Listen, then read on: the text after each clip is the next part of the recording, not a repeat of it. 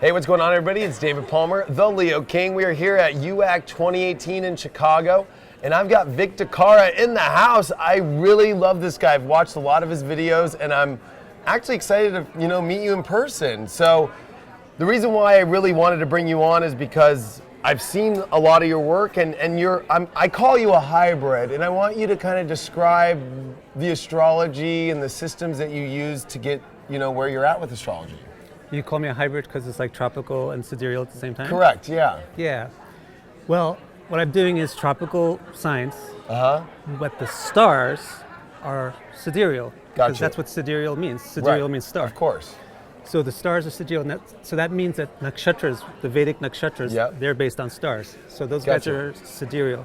So it's not like I'm doing sidereal, two sidereals, like a sidereal zodiac and a tropical zodiac, but I'm doing sidereal stars with tropical science. Got you. That's exciting. And the wild thing is, that comes from the Vedic core text of the Vedic astrology.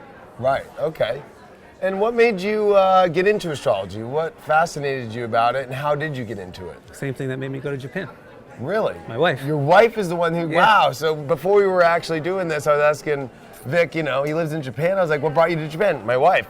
Now I'm asking him what got him to astrology. His wife. My wife. Wow, that's exciting. So your wife was, what kind of astrology did she practice? No, she's not an astrologer at all. But okay. The situation was, I was really bored with my work. I was like unhappy doing computer programming and all that stuff.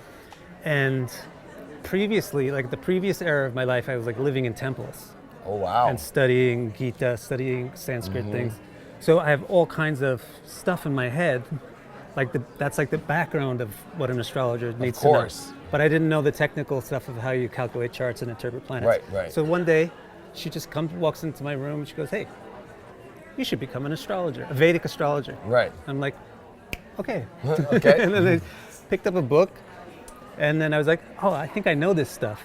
You know, like it was just like, this is easy. I remember this. Right. Yeah. So I just like dusted off my past life knowledge and boom.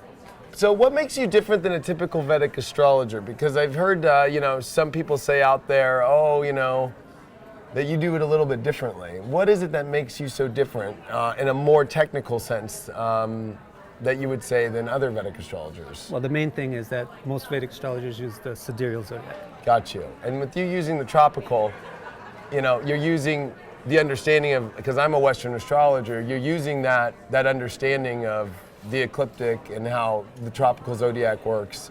And what have you found that has made it more impactful, you would say, in your work? It's easy. It's just easier to be accurate when you have the right zodiac. Right. Why do I think it's the right zodiac? Because I'm a Vedic astrologer. Right. Ironically, but I'm the guy who knows how to read Sanskrit. Right. So I can actually read the books, and when the books say Aries should begin at the equinox, got you. I can read it. Right. And I know, Right. So whereas other people might just be saying, well, I went to this course and this course told me I had to do the sidereal zodiac, so I guess that's Vedic astrology. So then it makes waves when I say, hey, we should be using the tropical zodiac, and everybody goes, boo. Well, we share a friend in common, Nicole Brenny. Yeah. And she's been doing a lot of that too. So I've had some great conversations with her about it and learned a lot from her about it, because these nakshatras, as a Western astrologer, it's kind of hard for us because it's like speaking another language literally, right? So but hearing, and when I hear the descriptions of these nakshatras and I connect them with my tropical zodiac, I'm always like, oh wow, that's pretty gnarly. It's pretty accurate description of it all. And what I think is also interesting about it is because I think both systems have such great things to learn from each other, and I think the way that you're doing it is a very interesting way of actually having them both work together in such a uniformed and beautiful way. Great, that's exactly what I wanted to say. Like, I think there's a huge barrier to entry for a tropical person to go to Vedic astrology, because you have to buy this whole new thing wholesale. You have to buy into this whole sidereal thing, my signs change and all that junk. Right. But really, the heart of Vedic astrology are the nakshatras, the stars. Of course. Not the rashis. That's not really what we specialize in. What we really specialize in is this symbology that's in the stars. Got you. So if you just erase all this sidereal wall, barrier to entry, I think more people all over the world can access the nakshatras. Because now all you have to do is say, what's the degree? What's the range of degrees for each nakshatra in my tropical chart? It's simple, simple as anything else. And the nakshatras, aren't they 13 degree? 13 and 3rd. Right, yeah, right, gotcha, around. And but you can't really say like, if you say the 13 and the 3rd and they start at Aries, then you're sidereal. So the tricky part is that you have to, the precession of equinox makes them always start at a slightly different place. Ah, that's a good, that makes sense now. So how do you view the precession of the equinox for yourself? Like for me, I use it as a gauge of the ages and understanding where we are on the ages. Are you one who practices that notion? Or it's a cool notion. I'm also not a very new agey guy at all. Gotcha. Right, so my background is like Vedic. Like I said, I lived in temples and I studied the things. So when some, there's a lot of new age ideas, they're cool, but it's not like my cup of tea. My cup of tea is like, I studied the Vedas, so like the 4 yugas. There's a guy named Yukteswar who tried to say that the precession of the equinox has something to do with the Vedic ages. Got you. But I don't really buy it. Because he had to like monkey everything around to get it to fit. Right. Because you got like a 26,000 year thing, but the Vedic thing is like 12,000. Oh, interesting. I didn't know that. 12,000 if you look at it short. I understand. That makes sense.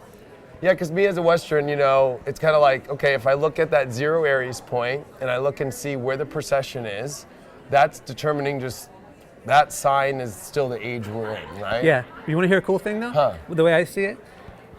Because the nakshatras drift around the zodiac, you can check out how these like age-long things are going on by looking at the way the nakshatras overlap with the signs. For example, there's one nakshatra called Magha, which is really royal. It's like the Leo king, right? 0 to the first. Sidereally, it's going to be 0 to 13 but Leo. In tropical, what is it? It's going to move all the way over now. It's going to get to the end of Leo and stick into Virgo mostly. Right. So this is why governments are getting all messed up. Right. There's no more. And that's of course where Regulus the star is. Right. Of course. So Regulus is like getting out of Leo. Right. Exactly. So and you can see a historical thing. Exactly. Another example is the Phalguni stars. They're all romance and sex and love.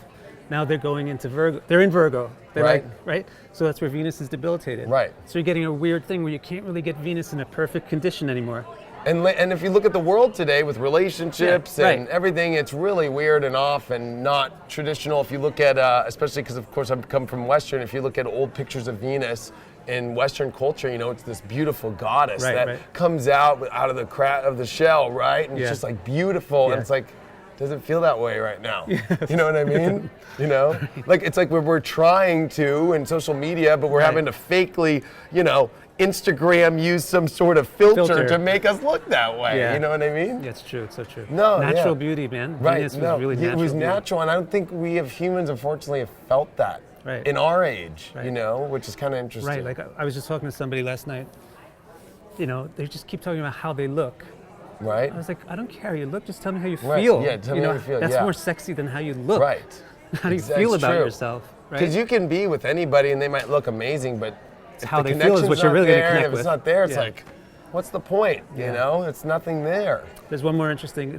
There's one nakshatra called Bharani, which is about duty and responsibility and all those things. Right.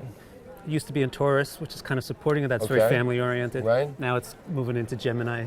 How funny. So there's all kinds of shit of going course, on. Nobody can be responsible. Like the typical family now is like, oh, you take this car here and I'll go there and I'll catch you on my phone and later and And especially if you think about holidays, right? And all that now is just kind of like, I'm in and out, or hey, I'm FaceTiming you later. I'm by.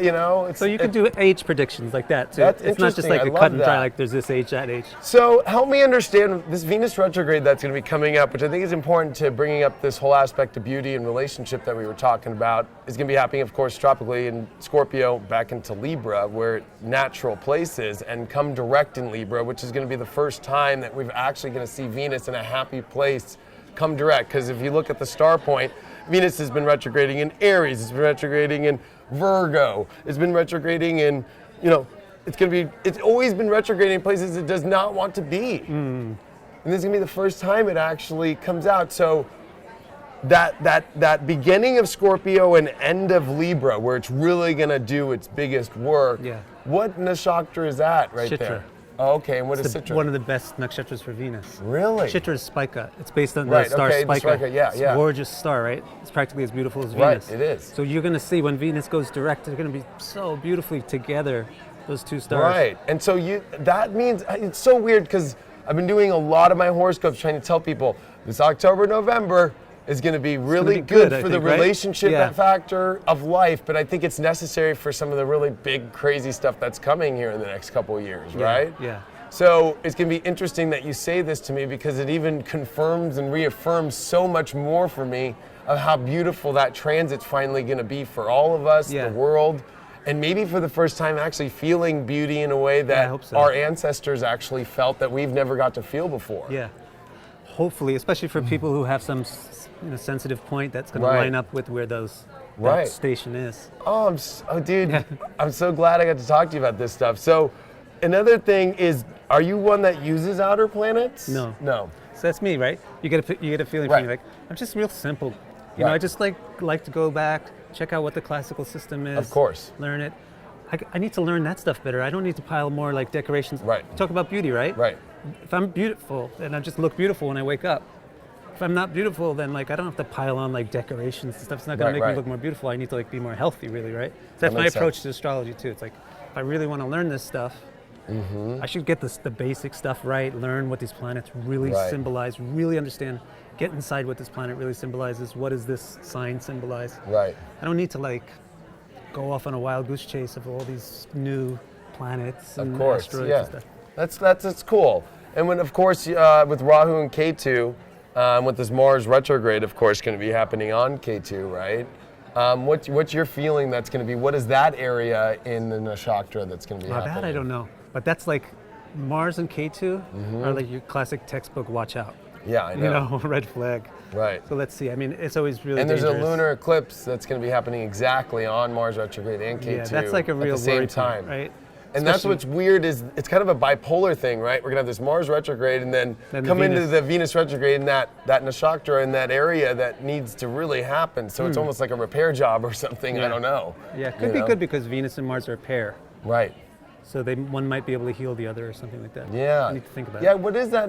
So that nakshatra at the end of, or beginning of Aquarius at the end of Capricorn, what is that? Uttarashada. Okay, and what's that? It's currently Uttarashada. Gotcha. Right, yeah, that's my ascending nakshatra. Oh, okay, and what is that vibe?